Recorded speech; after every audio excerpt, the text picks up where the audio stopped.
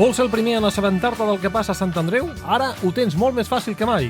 Tan sols tens que enviar un WhatsApp al telèfon 694 49 14 59 amb el teu nom i rebràs totes les notícies directament al teu mòbil. Així de fàcil. Sant Andreu Televisió, més a prop teu.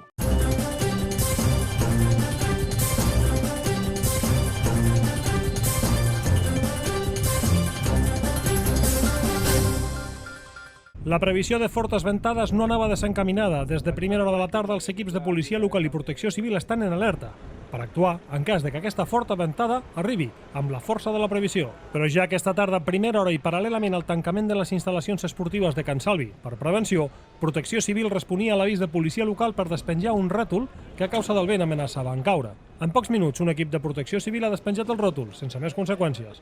Durant tota la tarda, això sí, l'equip de Protecció Civil ha estat donant voltes pels voltants de Sant Andreu per així anar controlant l'arbrat de les rodalies de la nostra ciutat. A l'hora de tancar aquesta notícia, les previsions de fortes ventades encara continuen actives.